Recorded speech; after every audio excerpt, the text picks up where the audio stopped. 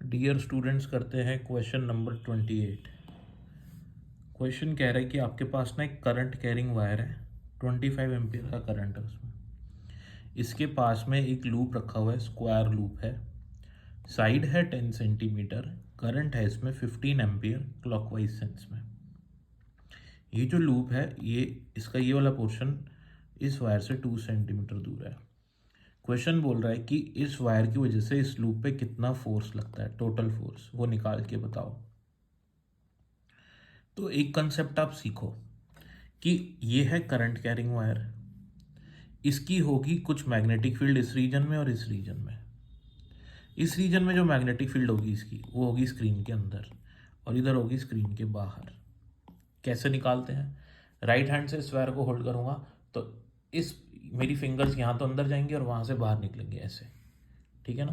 तो अंदर बाहर, so this way will be the magnetic field lines. तो यहाँ अंदर जाएंगी फिर वहाँ से बाहर निकलेंगी, तो यहाँ मैं क्रॉस बना देता हूँ। तो ये पूरा पोर्शन मैग्नेटिक फील्ड लाइन्स में है इस वायर की। अब बात ये है कि ये वाली वायर सपोज करो कुछ मैग्नेटिक फील्ड में है, ठीक है, और जैसे जैसे मैं इस वायर से दूर जाता जाऊँगा वैसे वैसे इस वायर की मैग्नेटिक फील्ड कम होती जाएगी। यानी कि ये वाली वायर और ये वाली वायर अलग अलग मैग्नेटिक फील्ड्स में है।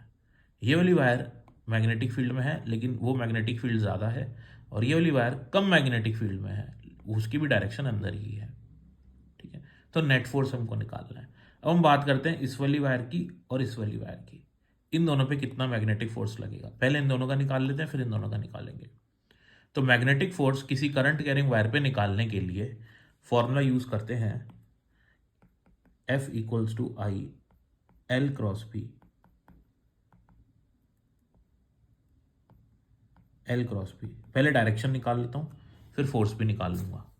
डायरेक्शन निकालने के लिए राइट हैंड की फिंगर्स को करंट की डायरेक्शन में पॉइंट करेंगे और पाम को मैग्नेटिक फील्ड की तरफ। तो अगर मैं अपने राइट हैंड की फिंगर्स को, आप देख सकते हो इधर, ये मेरी राइट हैंड की फिंगर्स है, करंट की तरफ पॉइंट करा तो करंट इधर जा रहा है, मैग्नेटिक फील्ड अंदर, तो थंब का पॉइंट कर रहा है मेरा ऊपर की तरफ।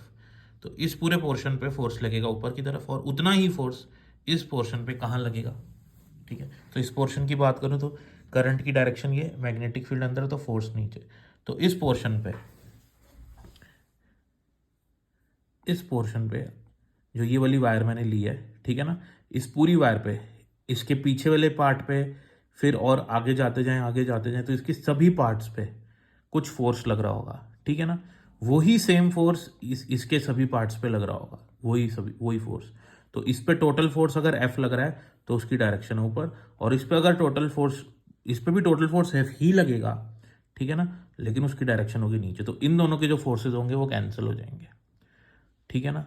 तो अपन को इस पर कितना फोर्स लगाना है ये भी निकालने की जरूरत नहीं है, बस हमको ये पता है कि जो फोर्स होगा वो इक्वल होगा और अपोजिट होगा, तो नेट फोर्स 0 हो जाएगा। अब बात करते हैं इन दोनों की वजह से। अब इन दोनों पोर्शंस की वजह से जो फोर्स आएगा उसको देखते हैं अपन। तो यहाँ पे भी मैं ये वाला फॉर्मूला लगा सकता हूँ, लेकिन वो थोड़ा सा लेंदी पड़ता है, तो मैं डायरेक्टली क्या करता हूँ, इसको और इसको क्या मानता हूँ, पैरेलल, दो पैरेलल करंट कैरिंग वायर्स। दो पैरेलल करंट कैरिंग वायर्स एक दूसरे को क्या करती हैं, अट्रैक्ट करती हैं। तो इस पे फोर्स लगेगा इधर, और इसमें अपोजिट डायरेक्शन में करंट है। तो जब अपोजिट डायरेक्शन में करंट होता है पैरेलल करंट कैरिंग वायर्स में, तो फोर्स, दोनों वायर्स एक दूसरे को रिपेल करती हैं, तो इस पे इस डायरेक्शन में फोर्स लगेगा। तो पहले इस वाली वायर पे निकाल लेता हूँ फोर्स। तो एक में 25 एम्पियर का करंट, एक में 15 एम्पियर का करंट, इन दोनों की बात कर रहा हूँ। फोर्स होता है तो पैरेलल करंट कैरिंग वायर्स में mu naught I1 I2 by 2 pi L. L क्या होता है यहाँ पे, एल हमारे पास इन दोनों वायर्स के बीच की जो डिस्टेंस होती है वो होती है परपेंडिकुलर डिस्टेंस।